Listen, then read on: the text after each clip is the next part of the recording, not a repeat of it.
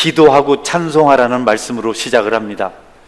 신앙생활에 있어서 기도하는 것과 찬송하는 것은 아주 중요한 일입니다. 어떤 일을 하나님께서 행하실지라도 우리가 할 일이 기도이며 찬송인 것을 오늘 성경은 말씀하고 있습니다. 여러분들이 밭이랑을 고르시는 주님의 관한 말씀을 읽을 때라도, 혹은 바다의 풍랑을 잠잠케 하시는 주님에 대한 말씀을 읽을 때라도 기도하고 찬송하는 일을 멈춰서는 안 되겠습니다. 성경에 보면 이런 말씀이 있습니다. 바다의 설렘과 물결의 흔들림과 만민의 소요까지 진정하시나이다. 주께서 밭고랑에 물을 넉넉히 대사 그 이랑을 평평하게 하시며 또 담비로 부드럽게 하시고 그 싹에 복을 주시나이다. 바다가 어떠하든지 땅이 어떠하든지 우리가 할 것은 찬송하며 기도할 것이라고 말씀하고 있습니다. 기도와 찬송이 잘 조합된 신앙, 두 개 중에 하나도 소홀히 하지 않는 우리의 역할을 행할 때 하나님께서 영광을 받으신다고 말씀하고 있습니다. 오늘 본문 1절 2절은 이렇게 말씀합니다. 하나님이여, 찬송이 시온에서 주를 기다리오며 사람이 소원을 주께 이행하리이다. 기도를 들으시는 주여, 모든 육체가 주께 나오리이다. 여러분, 이전에 우리 믿음의 선조들은 찬송했고 기도했습니다. 찬송과 기도를 병행했습니다. 찬송이 있는 곳에 기도가 있었고 기도가 있는 곳에 찬송이 있었습니다. 영적인 일은 한 가지만으로 만족하지 않습니다. 공동체도 마찬가지입니다. 한 사람이 열심히 아니라 두세 사람이, 그 이상의 사람이 함께 올릴 때 영적인 일이 온전한 열매를 맺을 수가 있습니다. 성숙한 영성은 기도하는 것입니다. 동시에 찬양하는 것입니다. 기도가 없으면 안 됩니다. 찬양이 없으면 안 됩니다. 우리가 찬양할 수 없는 이유, 기도할 수 없는 이유는 하나님께서 기뻐하시지 않는 것이 있기 때문에 그렇습니다. 어렵다고 찬양하지 않는 것 아닙니다. 힘들다고 기도 못하는 것 아닙니다. 우리가 너무 슬픔에 잠겼을 때도 찬송할 수 있습니다. 우리가 너무 곤비할 때도 찬송할 수 있습니다. 우리가 지쳐 쓰러질 때도, 병들었을 때도 기도할 수 있습니다. 은혜를 아는 사람들은 찬양합니다. 은혜를 아는 사람들은 기도합니다. 모든 경우에 주께서 밭이랑을 갈아서 땅을 부드럽게 하고 거기 곡식이 자라게 할 때도 그들은 감사하며 기도합니다. 또 바다가 설레고 풍랑이 일고 그것을 잠잠하게 하실 때도 그들은 찬송하고 기도합니다. 왜냐하면 그렇게 할 때, 이런저런 일이 세상에 많이 일어나지만 그래도 기도하고 찬송할 때 우리가 무사히 천국 백성의 삶을 살 수 있기 때문에 그렇습니다. 천국으로 향하는 배를 타고 항행을 할 뿐 아니라 이 땅에 임한 그 천국, 하나님 나라를 우리가 누리고 살아갈 수 있게 된다는 겁니다. 우리의 영혼은 기도와 찬송이라는 두 개의 노를 저어서 하나님 나라를 항행하는 것입니다. 기도하는 사람은, 찬양하는 사람들은 다른 생각하지 않습니다. 곧장 하나님께로 갑니다. 기도는, 찬양은 사람들에게 하는 것이 아니기 때문에 그렇습니다. 기도는, 찬양은 천사들이 들으라고 하는 것이 아니기 때문에 진심으로 찬양하고 기도하는 사람들은 하나님께로 곧장 나갑니다. 하나님만 생각합니다. 여러분들은 찬양할 때 하나님께 하시기를 주의 이름으로 축원합니다. 기도할 때 하나님께 기도하시길 바랍니다. 여러분이 어떤 그 음악적 재질이 없어서 저처럼 음정, 박자, 곡조 무시하고 부르는 것 괜찮아요?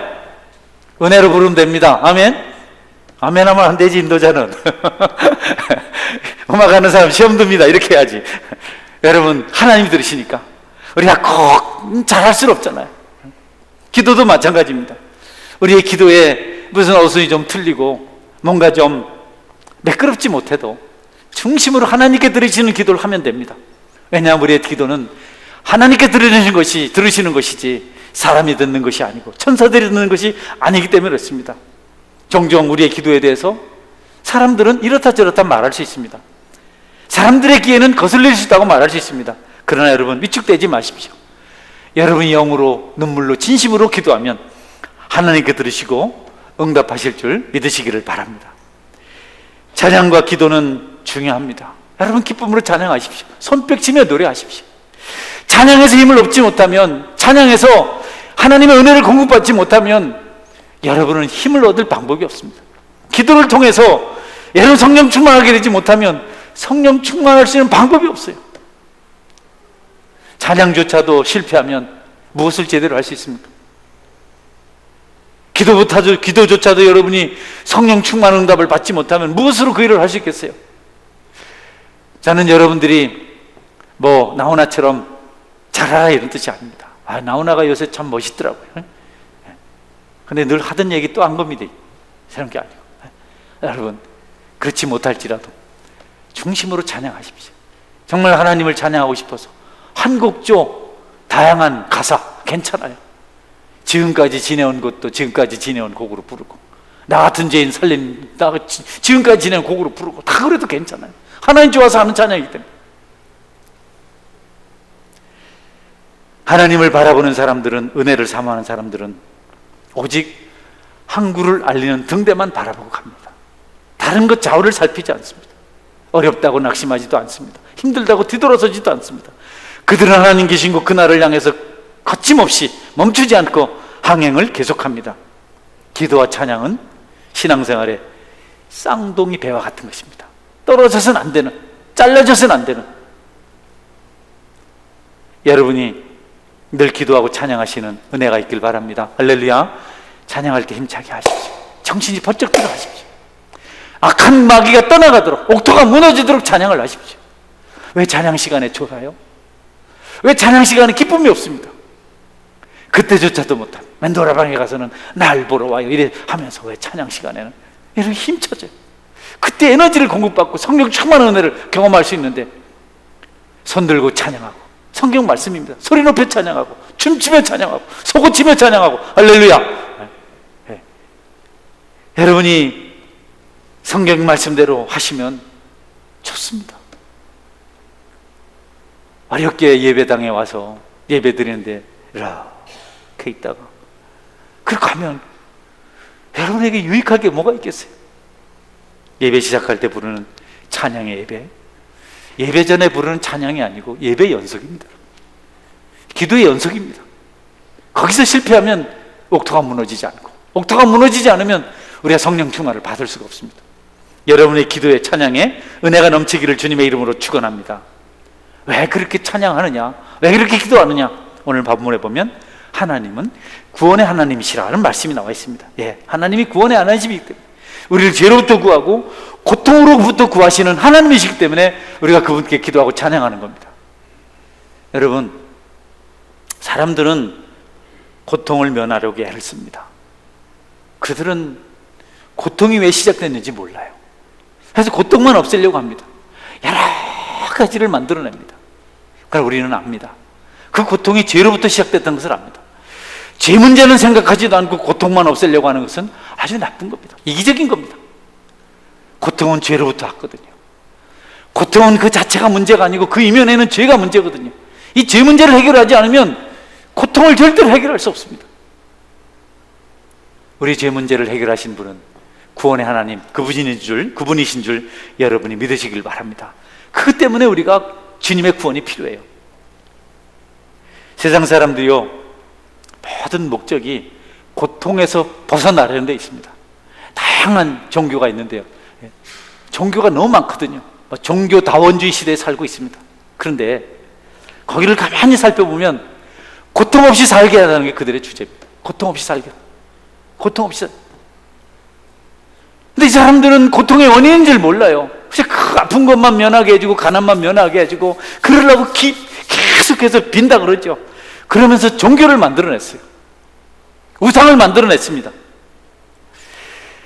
주님밖에는 그 고통에서 건져내실 분이 없는데, 주님을 모르니까 그 고통을 모면해 보려고 그들이 우상을 섬기고 쾌락을 쫓고 중독이 되고 자신의를 계속 사상을 만들어내고 어떤 주의, 리즘을 만들어내고 계속 그렇게 합니다. 너무 어리석죠. 안 되는 일을 되게 해보겠다고 애를 씁니다. 구원의 은혜는 오직 예수님을 통해서만 오고 우리 기독교에서만, 교회에서만 알 수 있는 것인데, 그들은 하나님께 나오지 않고 자기들 노력을 해보려고 합니다. 우상을 만들어 끊임없이 빕니다. 돈도 갖다 바치고 물도 갖다 바치고 정성을 다합니다. 좀 내게 고통 좀 없게 해달라고, 내게 돈 좀 달라고 계속해서 요구합니다. 부처 찾아가고 뭐 산에 찾아가고 짐승도 찾아가고 바다도 찾아가고 모든 노력을 다합니다. 그래도 안 되면 나중에 인신제사를 합니다. 이방 종교, 우상 종교의 결국은 마지막 절정은 사람의 피를 흘려서 죽여 바치는 겁니다. 여러분, 예수님 그렇게 하셨지만 예수님은 원수들을 사랑하시고 죄인들을 구원하시기 위해서 그렇게 하셨어요. 하나님과 단절된 죄인들을 하나님과의 관계를 회복시켜서 그들에게 축복받게 하시려고, 축복의 통로가 되시려고 십자가에 죽으셨어요. 예수님이 그렇게 죽으셨습니다. 그런데 여러분, 우상 앞에 사람을 죽여서 바치는 제사, 그들이 제사의 절정이고 그들의 신이 가장 잘 들어주는 그 처절하고 잔인한 제사, 왜 드린 줄 알아요? 자기 잘 되려고, 자기 잘 되려고. 남을 죽여서 잘 되려고 그렇게 해요. 왠줄 압니까? 사람들이 죄인이라서 그래요. 사람들이 그런 문제를 해결해 보려고, 고통 문제, 어려운 문제, 경제적인 문제 해결하고, 인간관계 문제 해결하고, 여러 가지 해결하려고 만들어낸 게 신이에요. 신, 귀신을 만들어 놓고 그것을 열심히 섬깁니다.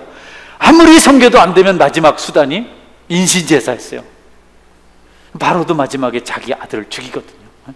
뭐 성경엔 정확하게 안 나와 있지만, 그 다음에 모압의 왕 메사라는 왕이 있는데요. 메사가 이스라엘 여호사밧에서 연합군들이 공격해 오니까 뭐 엘리사가 기도해서 이제 전쟁에 이길 수 있게 됐죠. 마지막 그 성이 점령되려고 하니까 자기 아들을 데려다가 성 위에서 잡아 죽여요. 불태워 죽여요. 그래서 이스라엘 군대들이 너무 민망해가지고, 너무 마음이 처절해가지고 전쟁을 하다 그만 옵니다. 이 무슨 전쟁의 가치가 있나? 자기 아들 죽이는 그 왕하고 그놈하고 무슨 전쟁을 하겠냐? 다 무기를 놓고 그냥 돌아갑니다. 상대가 안 되니까. 왜 그런지 알아요? 자기 잘 되려고. 너무 달라요. 여러분, 종교가 다 똑같은 게 아닙니다. 우상이 부처가 여러분 자기들이 만들어놨어요. 날마다 닦아야 되고 청소해야 되고 자기 잘 되려고 다 비는 겁니다. 내 새끼 잘 되게 해주세요. 나 잘 되게. 무슨 구국 종교입니까 그게? 아닙니다. 도망가서 그냥 팔만 대정경을 만든 거지. 결국은 자기 잘 되자고 하는 것이 이방 종교의 특징입니다. 사상도 마찬가지죠. 여러분, 뭐 우리가 이제 그 사상이 발전해서 비슷하게 이 기독교도 아니고 또 이 세상도 아닌 비슷한 주의를 만들어내죠. 사회복음주의, 해방주의 신학, 무슨 민중 신학 이런 거 만들어냅니다. 하나님 아닙니다. 우리끼리 잘해보자는 겁니다. 민중이 무슨 힘이 있습니까, 여러분? 해방이 어떻게 됩니까? 사회주의요. 여러분, 사회주의, 뭐 사회적 책임, 이거 웃기는 소리입니다. 우리가 무슨 사회를 책임집니까, 우리가? 그런 수고가 교회보다 많이 하는데, NGO 단체들요, 기아대책, 월드미션, 이게 다 기독교, 교회 없으면 안 되는 겁니다, 운영이 자체가. 교회가 무책임하지 않아요. 무책임하지 않습니다. 우리 교회만 해도, 우리도 어려운데 지역사회를 위해서 왜 우리 동네에서 교회같이 이렇게 하는 데가 없습니다. 사회가 행복해지면 세상이 좋아질 것 같습니까? 그걸 우리 손으로 만듭니까? 자기 욕심으로 만듭니다. 여러분, 공산주의요, 이론 좋잖아요. 다 함께 힘써서 함께 공평하게 나눠 먹자. 얼마나 멋있는 사상입니까? 매력이 있어요. 젊은이들은 홀딱 빠져들어갑니다. 얼마나 좋습니까? 그런데 안 되는 이유가 하나 있습니다. 사람이 주인이기 때문에. 하나님이 친히 주인이 되셔서 독생자를 십자가에 죽게 하시고, 그분이 친히 통로가 되셔서 그분께만 소망인 들 믿으시길 바랍니다. 공산주의가 화려한 이론이 세계를 망쳤습니다. 소련을 망치고 북한을 망치고 공산주의 국가 다 망치고 유고를 망치고 사회주의 국가 남미 다 절단 났습니다. 여러분, 사회적 책임이 아니라 하나님을 바라보는 믿음이 있어야 되는 줄 여러분이 깨달으시기를 바랍니다. 아멘 하세요. 하나님만이 소망입니다. 네, 하나님 소망입니다. 그런 주의 활동 여러 번 있어 왔습니다. 교육 철학도 마찬가지. 애를 많이 썼습니다. 큰 공로를 인정해야 되지만 그것은 진리는 아니었습니다. 하나님께서 그런 종교다원주의, 그래서 귀신을 많이 만들어요. 그리스 사람들이 귀신의 이름을 붙일 수가 없어서 바울이 가보니까 이름이 없는, 알 수 없는 신까지 만들었습니다. 왜냐하면 많으면 좋으니까. 그래서 자기를 위해서 많이 만들어놨어요. 거기다 가서 빌고 사람 죽여 바치고. 우리가 거기에서부터 차별화되어야 됩니다. 거기서부터 구별되어야 됩니다. 우리는 전능하신 하나님을 믿습니다. 여러분, 가룟 유다가 대표적인 사회 복음주의였습니다. 가룟 유다가 마리아가 은혜를 받아서 정말 그 예수님을 섬기고 싶어서 자기에게 있는 가장 소중한 것을 가지고 예수님을 찾아갑니다. 가장 값진 것을. 그리고 그 값진 나디양 한 옥합을 수천만 원 되는 걸 깨트려서 예수님 머리에 붓고 자신의 머리카락으로 예수님 발을 씻습니다. 그 믿음을 주체할 수 없어서, 그 감동을, 그 은혜를 주체할 수 없어서 갔다 그렇게 탁 드리고 눈물로 발을 씻습니다. 근데 유다가 있다가 왜 이것을 허비하느냐, 팔아서 가난한 자에게 나눠줬으면 참 좋았을 텐데. 그 성경에 각줄 붙이죠. 저는 도적이라 돈깨를 맡았습니다. 예수님 말씀하십니다. 그냥 두어라. 그냥 두어라. 내 장례를 준비하는 거다. 예수님 곧 십자가에 달려 죽으시거든요. 마리아 그걸 알고 하진 않았지만 예수님 아셨습니다. 영적으로 감동받은 사람이 한 일이 주님을 위한 것이니까. 가난한 자들은 너희 항상 함께 있지만 나는 그렇지 아니하니라. 한 성경 말씀 볼까요? 여러분, 요한복음 12장 4절 8절까지인데요. 같이 읽어봅시다. 시작. 제자 중 하나로서 예수를 잡아줄 가룟 유다가 말하되 이 향유를 어찌하여 300데나리온에 팔아 가난한 자들에게 주지 아니하였느냐 하니, 이렇게 말하면 가난한 자들을 생각함이 아니요 저는 도적이라 돈깨를 맞고 거기 넣는 것을 훔쳐가미르라. 예수께서 가라사대 저를 가만두어 나의 장사할 날을 위하여 이를 두게 하라. 가난한 자들은 항상 너희와 함께 있거니와 나는 항상 있지 아니하니라 하시니라. 예, 가난한 자들 핑계로, 사회적 책임 핑계로 여러분, 세상은 교회를 억압합니다. 교회를 위축시킵니다. 온 세상에 교회가 사회적 책임을 지지 않습니다. 의무를 감당하지 않습니다. 교회가 이기적입니다. 우리는 알아요. 우리가 며칠 안 나가고 며칠 복음 전하지 않고 며칠 예배 드리지 않는다고 해서 이 문제가 해결되지 않을 것을 압니다. 어떤 방법으로도 전 세계에 동일한 재앙이, 이런 질염병이 있었던 날 적은 없었습니다. 우리 많은 전염병 경험합시다. 어릴 때 콜레라 얼마나 두려워했어요. 창티푸스, 또 메르스, 또 사스, 뱀스자입니다 여러분. 얼마나 많습니까? 그런 지역적이었어요. 이번은 다릅니다. 통제로 우리가 예배드리지 않고 사회적 책임 감당하겠다고 하나님 찾지 않으면 끝날 수 없는 재앙입니다. 여러분, 그것보다도 먼저 하나님을 찾아서 열심히 예배하고 기도하시기를 제 이름으로 축원합니다. 할렐루야. 그냥 아멘 하세요. 그럼 기적이 일어납니다. 교회가 경성하지 않고, 교회가 회개하지 않고, 교회가 하나님 바라보지 않으면 피켓이나 들고 사회적 책임지자고 이렇게 그런 활동이나 해가지고는 이 재앙을 끝낼 방법이 없습니다. 전염병이 지금까지 생겨서 돌았는데요, 어느 날 갑자기 없어졌습니다. 한 번도 무슨 원인이 있는 거 아니에요. 그냥 스르르 없어졌습니다. 하나님 간섭하심인데 세상은 가룟 유다 같아요. 가난한 자 핑계댑니다. 책임 핑계댑니다. 그리고 교회를 무너뜨립니다. 그들이 하는 것이라기보다는 마귀의 권세가 그렇습니다. 그래서 교회가 많이 위축되고 전도도 못하고, 요즘은 하나님 말을 방송에서 못하게 합니다. 하면 바로 그냥 막 끝장을 내버립니다. 이전엔 그렇지 않았어요. 하나님께 영광 돌립니다. 하나님 함께 하셨습니다. 이 소리를 모두 듣기 좋아했습니다. 여러분이 이것 아시고 세상적인 방법이 아닌 믿음으로, 신앙으로 이 모든 것을 이겨낼 수 있는 기억하시고 예수님을, 그분을 단단히 붙들고 믿으시기를 주의 이름으로 축원합니다. 아멘. 죄의 문제를 해결하시려고 하나님은 아들을 십자가에 죽게 하셨습니다. 그 방법밖에 없었습니다.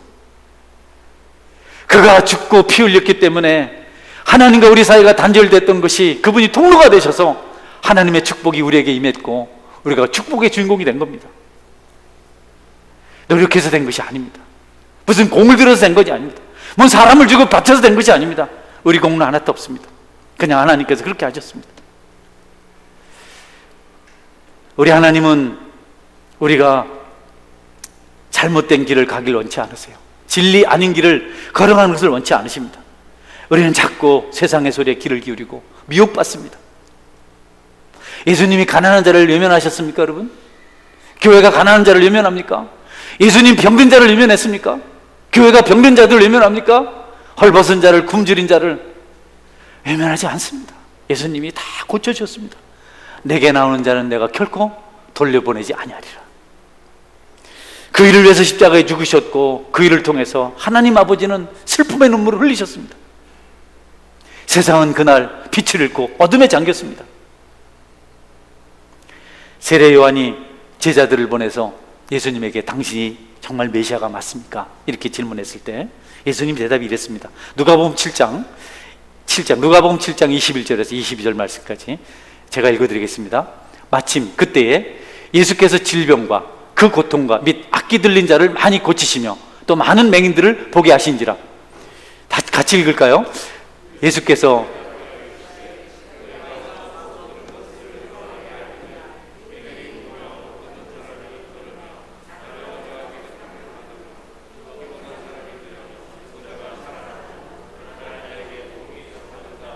아멘.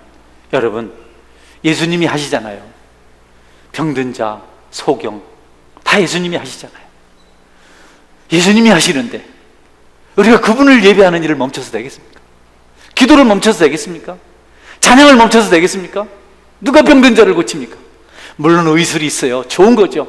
의술로 하나님께서 주관하시는 줄 믿으시길 바랍니다. 세상은 다른 방법을 쓸지라도 우리는 믿음을 잃으면 안 됩니다. 우리는 그러면 안 됩니다. 우린 그리스도인이 아닙니까? 저는 구원의 은혜는 값진 것이고 영원히 변하지 않는 것이라는 사실에 대해서, 진리에 대해서 전혀 의심을 하지 않습니다. 우리에게 있는 구원의 은혜를 누가 뺏겠어요? 그리스도 안에는 하나님의 사랑에서 누가 끊을 수 있겠습니까? 그러나 여러분, 그럴지라도 우리가 믿음 생활하면서 넘어질 수 있어요. 오래 믿었다고 여러분 믿음을 잘 지키는 거 아닙니다. 목사라고 해서 믿음이 여러분 늘 튼튼하기만 한 것 아닙니다. 얼마든지 잘 가던 배가 암초에 붙으셔 자초되는 것처럼 오랫동안 믿음 생활을 한 사람도 넘어질 수 있어요. 설교하는 목회자도 넘어질 수 있습니다. 비참한 일이죠. 그게 현실입니다. 그게 인생들이 불안하고 그렇습니다. 늘 무사한 것 아니죠. 타이타닉 호가 영국에서 건조되고 이제 바다에 띄어졌을 때 그 중에 한 사람이 말합니다. 이 배는 하나님이라도 어찌할 수 없다. 우리가 튼튼하게 지었다. 여러분, 단 한 번의 항해도 끝내질 못했어요. 처출항에서 빙하에 부딪혀서 반조각이 나버렸습니다. 의가 타이타닉 호와 같습니다. 단단한 것 같고 힘 있는 것 같고 똑똑한 것 같고 잘난 것 같지만 한순간에 빙하에 부딪히면 두 조각 나는 타이타닉 호 같습니다. 여러분, 그렇기 때문에 자만하지 말고 정죄하지 말고 자기 훌륭하다고 말하지 말고 겸손히 하나님을 믿고 기도하고 찬양하시는 믿음의 사람들이 되시기를 주의 이름으로 축원합니다. 불신자들은 그들의 편리를 위해서 사상을 만들고 종교를 만들었잖아요. 그래서 그들이 답을 가지고 살아요. 이를테면 한 사람이 자꾸 아파요. 집안이 안 돼요. 그래서 힌두교 승려를 찾아가서 묻습니다. 나는 잘못한 것도 없고 우리 조상 대대로 잘만 했는데 왜 자꾸 이런 찾아오냐? 그 사람들은 자기들이 가지고 있는 설명체계가 있습니다. 그거 과거에 옛날에 전생에서 제일 많이 이제 지금 업보를 받고 있는 거야. 전생에 많이. 그리고 이 업보는 해결하면 돼. 여기서 잘 살면 돼. 그럼 다음 생에는 이런 일이 안 생겨. 그러니까 잘 살아. 과거 여보를 좀 해결하려면 살풀이해, 구탄판해, 뭐 이런 식으로 부적 하나 가져가, 뭐 이런 식으로 해서 갔다가 위로를 받고, 그렇구나, 아 과거에 내가 죄를 많이 져서 이건 내 책임이지, 죄값 받는 거지, 다음에 잘해야지. 그래서 여러분, 천민, 뭐 귀족 이런 것이 인도에 있는데 사라지질 않습니다. 그 사람 그게 편하거든요. 그게 세상적으로 그래서 좋습니다. 이런 사상이 예수님 당시에도 있었어요. 그 힌두교 윤회설 같은 것들이 아주 편만했습니다. 중동 지역까지 제자들이 그러잖아요. 지나가다 맹인을 보니까. 그래서 묻습니다. 예수님, 저 사람이 맹인된 것이 자기 죄 때문입니까? 부모 죄 때문입니까? 예수님 뭐라고 대답하세요? 조상죄가 아니고 자기 죄도 아니고 하나님의 영광을 나타내려 합니다. 그리고 그곳에서 맹인을 고쳐줍니다. 예수님이 주인공이죠. 조상 문제 아닙니다. 자기 문제 아닙니다. 예수님의 은혜 문제입니다. 그리고 말씀하십니다. 실로암 망대가 무너져서 죽은 18사람이 너희들보다 죄가 더 많아서 죽은 줄 알았느냐? 아니라는 거죠. 여러분, 은혜로 주신 구원의 은혜, 그 하나님만 잘 믿으시기를 주의 이름으로 축원합니다. 몰라도 괜찮아요. 지식이 없으면 어떻습니까? 여러분? 괜찮아요. 값없이 주신 은혜를 꼭 붙드십시오. 그 대신 그 은혜를 지키면서 살아가기 위해서 여러분 기도하고 찬양하고 예배하는 일을 멈추지 말아야 됩니다. 지금 교회가 전도됩니까 여러분? 원래 어려울 때 전도 제일 많이 되거든요. 이런 일이 없었어요. 경제적 어려우면 전도 제일 많이 되고, 세상에 병이 돌면 더 많이 성도들이 기도하고. 근데 요즘은요, 무슨 코로나가 무슨 뭐 구세주입니까? 기도도 안 하고 찬양도 안 하고 예배도 빼먹고. 그래 영혼 구원의 역사가 나타나지 않고, 우리가 이대로 이것을 그냥 방임하면 교회는 다시 새 힘을 얻기가 쉽지 않습니다. 그래서 욕을 먹어가면서도 어떤 사람들은 죽기를 각오하고. 누가 그런 일을 하겠어요? 여러분 하겠어요? 비난받을 겁나서 하겠습니까? 조산할까 봐 겁나서 하겠습니까?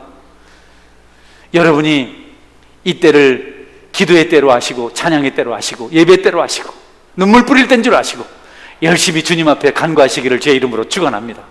참 교회 올 수 없으면 비대면 예배를 하십시오. 정상적으로 무릎 꿇고 앉아서 번듯이 누워가지고 테레비 보고 예배 드렸다 하지 말고 하나님 이때를 지나가게 해주십시오.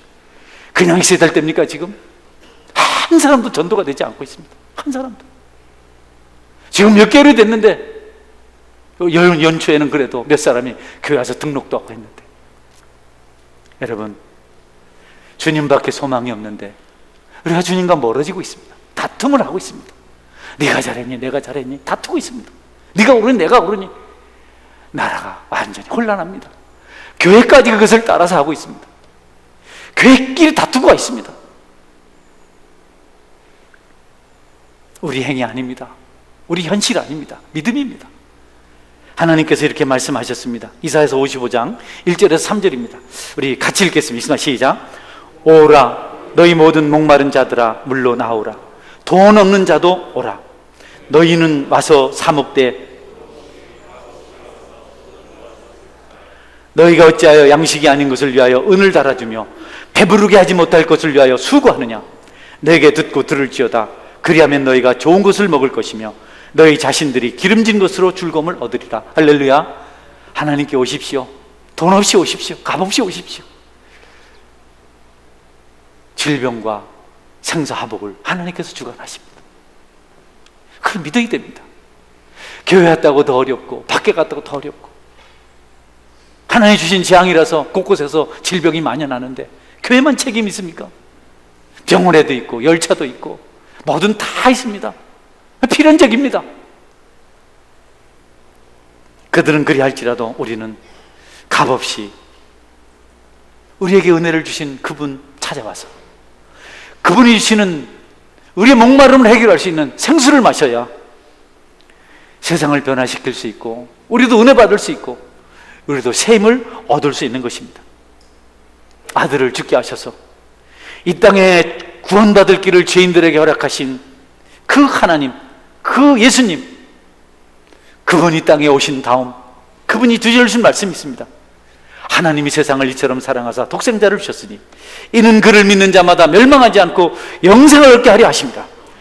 여러분이 믿으면 멸망받지 않고 영생을 얻게 되는 줄 믿으시길 바랍니다. 할렐루야. 반드시 그 일이 영접하는 자 곧 그 이름을 믿는 자들에게는 하나님의 자녀가 되는 권세를 주셨으니, 예, 하나님의 약속입니다.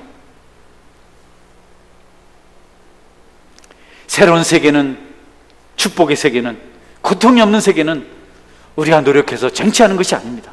값없이 주님을 믿을 때 우리에게 주어지는 것입니다. 여러분이 아버지가 계신 그곳에서 살길 원한다면 예수님 믿어야 합니다. 우리는 자꾸 어디 간다 생각하는데 천국으로 간다, 하늘 너머로 간다 하는데 2000년 전에 그 나라가 이 땅에 임했습니다. 아직 완성되지 않았습니다. 예수님 재림하시면 완성됩니다. 할렐루야. 그럼 우리는 지금 하늘나라에 살고 있어요. 여기서 천국을 맛볼 수 있습니다. 주님을 단단히 붙드십시오. 순교하는 사람들이 고통이 없어서 찬송하며 갔겠습니까, 여러분? 땅에 있으나 하나님 나라를 경험해서 그렇습니다. 믿음으로 살 때 그 끝에서 우리는 하나님 나라, 그분의 영화를 볼 수가 있습니다. 스스로 그 나라를 찾으려고, 스스로 고통을 벗어보려고 인간이 노력한 것들은 다 죄였습니다. 잘 살아보겠다고 도박을 하고, 행복해 보겠다고 약물을 하고, 쾌락을 쫓아가고, 속에서 취하고, 결코 벗어나지 못할 굴레들을 스스로 벗으려고 몸부림을 칩니다. 지구가 왜 둥근지 아시죠? 깨달으라고. 아무리 열심히 달려도, 비행기를 타고 아무리 세게 가도 뺑뺑 도는 건 날만 계속 뺑뺑 돕니다. 사람이 아무리 애를 쓰고 힘을 써도 제자리 걸음 수레바퀴 도듯이 뺑뺑 돌고 있는 겁니다. 그런데 우리가 공간, 시간을 초월해서 영원 나라에 이룰 수 있는 길은 예수님을 믿는 것입니다. 할렐루야. 요즘 비행기를 세게 달리면 시공을 초월한다 하는데, 여러분, 아닙니다. 그게 아니고 오직 한 길 예수님밖에 없습니다. 어려움을 당하고 계십니까, 여러분? 어려움을 당할 때 낙심하지 마십시오. 요나가 예수님 하나님을 피해서 다시스로 가다가 배에 빠졌습니다. 배를 탔습니다. 배를 타고 다시스로 가다가 큰 풍랑이 일어나서 배미창으로 들어갔습니다. 거기 가면 안전할 거라고 다시스 가다가 배미창으로 들어갔는데 결국 바다로 던져집니다. 끝이 아닙니다. 큰 물고기에 삼겼습니다. 가장 깊은 고통 속에서 그가 하나님을 발견합니다.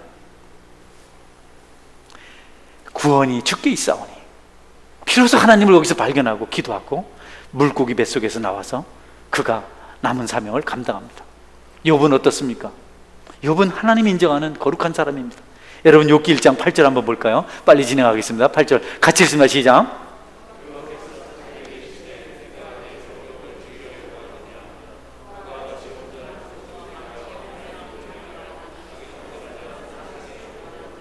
예, 하나님이 인정했어요. 사탄에게 내 종을 위해 보았느냐, 그와 같이 온전하고 정직하여 하나님을 경외하며 악에서 떠난 사는 세상이 없느냐. 그런데 하나님도 인정한 그가 고통을 당합니다. 욥과 같은 고통을 여러분 당한 사람이 누가 있습니까? 한꺼번에 10명의 자녀를 다 잃었습니다.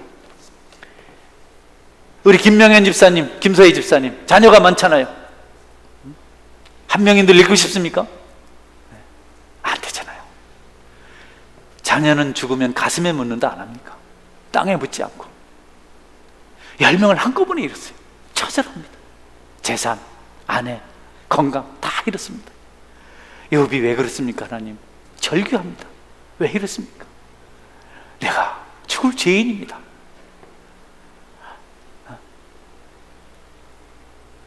친구들은 찾아와서 얘기합니다. 네가 죄를 지어서 그렇다. 네 나쁜 짓 해서 그렇다. 다 네 탓이다. 잘 되나 봐라. 네 빨리 회개하라. 욥이 죽고 싶다고 말합니다. 차라리 내가 태어나지 않았으면 좋았습니다. 욥 같은 사람이 그렇게 절규를 합니다. 10명이 함께 죽었어요. 그런데 여러분, 그 가운데서 욥이 깨닫습니다. 나의 가는 길을 오직 그가 하시나니 그가 나를 단련하신 후에는 내가 정금같이 나오리라. 여러분, 응답은 하나님께 있는 줄 믿으시길 바랍니다. 요나나 욥이 다 비로소 고통 가운데 하나님의 음성을 듣습니다. 그리고 그들이 영원히 살아나니까 영혼이 깊이 깨달으니까, 영혼의 평강이 오니까 친구들의 비난도 감당할 수 있으니까 하나님께서 이전보다 배나 축복을 하십니다. 욥에게 그렇게 하십니다. 여러분, 욥의 친구들을 본다면 여러분들도 말 조심해야 됩니다. 할렐루야. 남이 고통하는데 뭐 죄 지은 거 없나? 이런 말 하지 마세요. 병들은 데 찾아가서 너 회개할 거 없나? 욥의 친구들이 그랬거든요. 하나님의 공연이 그랬겠냐? 여러분, 남의 말을 그렇게 쉽게 하면 안 됩니다. 남의 실수 그렇게 너무 꼬집어내지 마십시오. 호불호가 분명한 사람들은 반드시 문제가 있습니다. 하나님의 은혜를 받으면요, 이해를 합니다. 같이 아파합니다. 실수했을 때 같이 넘어집니다. 욥은 늦게 비로소 그것을 알았어요. 아, 친구들이 내 위로가 되지 않는구나. 그들은 나 너무 힘든데 찾아와서 크고 아픈 상처를 찌릅니다. 여러분 눈으로 똑똑히 보고, 여러분 손으로 만졌을지라도 함부로 그 문제에 대해서 변론하지 않기를 주의 이름으로 축원합니다. 쉽지 않아요. 내가 목격해도 쉽지 않습니다. 우리는 이방인과 다릅니다.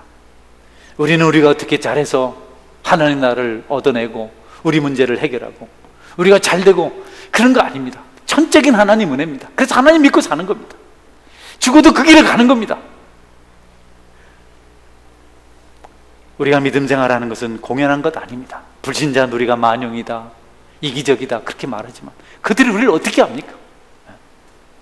우리는 압니다. 그래서 우리는 욕을 먹으면서도 지탄을 받으면서도 믿음을 지켜서 주님을 따라가는 겁니다. 예배를 그래서 모여서 드리는 겁니다. 하나님 말씀 듣는 게 옳습니까? 세상 말 듣는 게 옳습니까? 저는 김동호 목사를 안 좋아합니다. 여러분이 세상 밖에 나와서 이렇게 하면 세상을 어떻게 구합니까? 세상으로 들어가야죠. 그분은요 아주 부자입니다. 가난 말하면서 정민 말하면서도 그는 아주 유명하지만 사람들을 많이 잘못되게 만들었어요. 세상으로 들어가는 것이 그들과 타협하는 것이 아닙니다. 복음을 들고 들어가는 것이 믿으시길 바랍니다. 할렐루야. 핍박하는 곳으로 가는 거죠.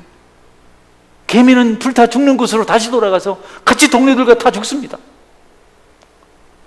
세상과 타협한 것은 신사참배할 때나 똑같은 것입니다.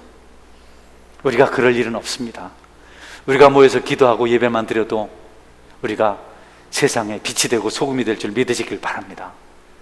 그걸 안 하면 어울려서 나는 교회 안 갔어, 잘했네, 너는 책임을 지네, 이런 소리나 듣자고 성도의 본연의 의무를 망각해서는 안 됩니다. 저는 비대면 예배를 나쁘다 하지 않습니다. 거기서도 하나님 만나고 기도하면 됩니다. 거기서도 찬양하면 됩니다. 그럴 수 있으면 괜찮습니다. 어디 있든지 주님을 만나는 역사가 있기를 주의 이름으로 축원합니다. 그 비밀이 없이 신앙생활하는 이스라엘에 대해서 우리 하나님께서 이렇게 말씀하셨습니다. 이사야서 1장 12절 14절. 제가 좀 목이 아파요. 여러분이 큰 소리를 읽으면 좋겠습니다. 읽습니다. 시작.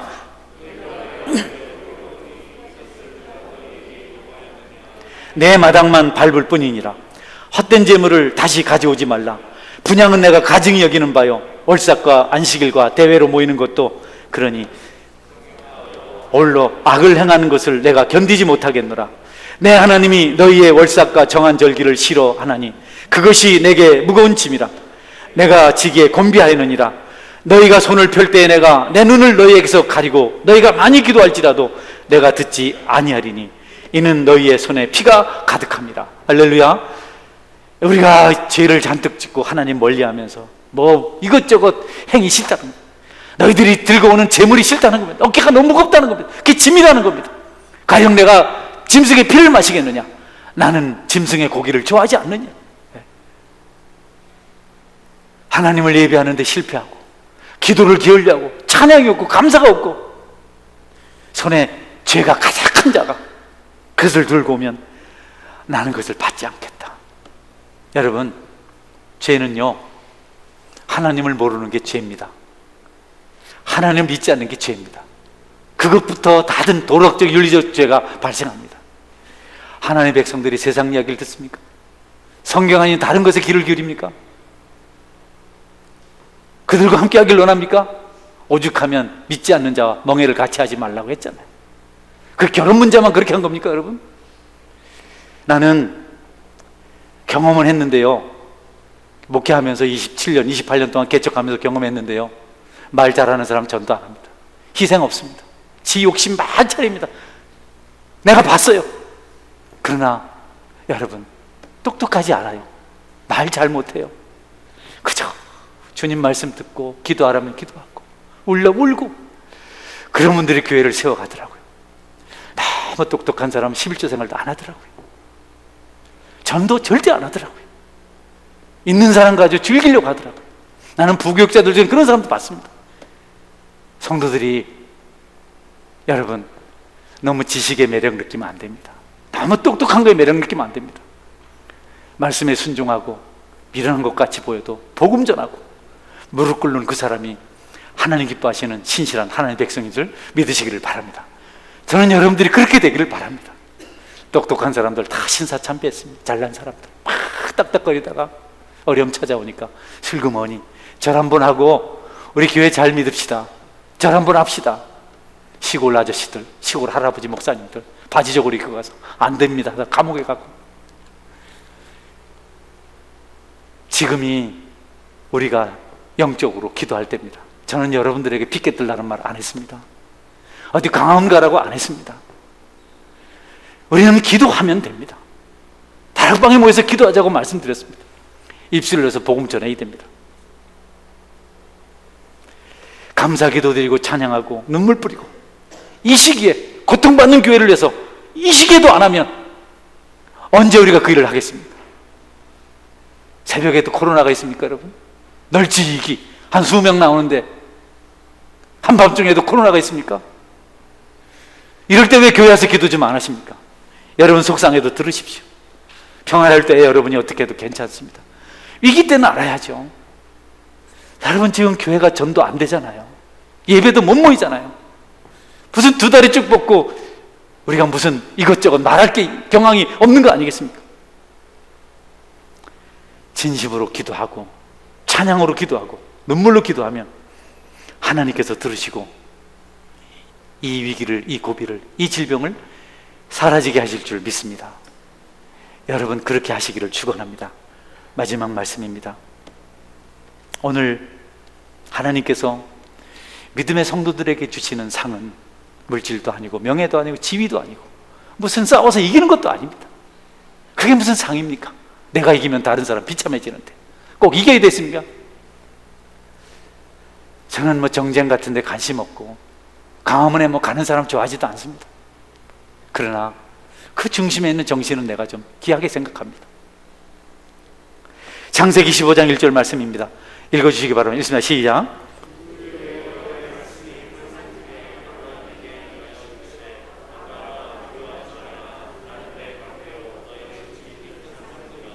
네, 우리의 상급은 하나님입니다. 속지 마십시오. 박수갈채도 아닙니다. 지식도 아닙니다. 그런 게 뭐 대단합니까? 예수님이 대학 세우셨습니까, 여러분? 예수님은 기업을 세우셨습니까? 예수님은 무슨 가르치셨습니까? 하나님 나라는 말에 있지 않고 능력이 있습니다. 상급은 하나님이라 말씀하십니다. 아브라함아, 두려워하지 말라. 나는 내 방패요 너의 지극히 큰 상급이니라. 하나님이 여러분이 상급이 될 줄 믿습니다. 하나님만 기대하고 살았습니다. 그랬더니 후손이 바다의 모래 같고, 그리고 그가 바라본 동서남북 모든 땅이 그의 기업이 되었습니다. 오늘 본문 4절 말씀 읽고 마치겠습니다. 같이 읽습니다. 시작. 주께서 택하시고 가까이 오게 하사 주의 뜰에 살게 하신 사람은 복이 있나이다. 우리가 주의 집 곧 주의 성전의 아름다움을 만족하리이다. 네, 복 있는 사람은요, 주께서 택하시고 가까이 오게 하시고 주님의 뜰에서 살게 한 사람, 그가 복 있는 사람이라고 그래요. 여러분은 주님께 부르심을 받았습니다. 택함을 받았습니다. 주님 가까이 오게 하셨습니다. 그리고 주님의 뜰에서 살아가는 사람들입니다. 여러분 복을 받았습니다. 또 다른 무슨 복을 기대하십니까? 우리가 주의 집 곧 성전의 아름다움을 만족하리이다. 우리가 섬기는 교회가 아름다우면 됩니다. 여기 기도가 있고 복음이 있고 사랑이 있고 교제가 있고 관용이 있고 불쌍히 여김이 있고 예수님을 찬양하고 기도하는 것이 있으면 이 성전이 아름다운 것입니다. 사랑하는 성도 여러분, 오늘 저는 유례 없이 좀 격한 설교를 한 것 같습니다. 그럴 계획은 아니었는데 저는 성령의 인도하심이라고 생각합니다. 목회자의 어떤 성향이라고 말하지 말고 하나님이 답답하셔서 너무 답답하셔서 교회가 이럴 때 기도도 하지 않고 이걸 이유로 위축된 것을 안타까이 여기서 전도도 하지 않고 어디 가서 이 바쁜 뻥끗하잖아요. 구역장 직분을 가졌어도 교사의 직분을 가졌어도 아이들이 줄어가고 죄 중에 빠져서 음란한 짓을 해도 이 뻥긋뻥긋 못하고 그냥 구경만 하고 잘 되겠지 텅텅 비는데도 코로나 때문에요. 여러분, 주님은 죽으실 것 같고 이 땅에 오셨는데, 그분은 십자가를 지셨는데 우리는 너무 심각하지 않습니까? 그분에게 택하심을 받고 가까이 오시고 그분의 뜰에 사는 분들은 그분의 성전을 아름답게 해야 합니다. 여러분에게 듣는 귀가 있어서 이제부터 하나님 편에서 그분만 바라보고 믿음으로 살아가시는 은혜가 있기를 주의 이름으로 축원합니다. 아멘. 같이 기도하겠습니다.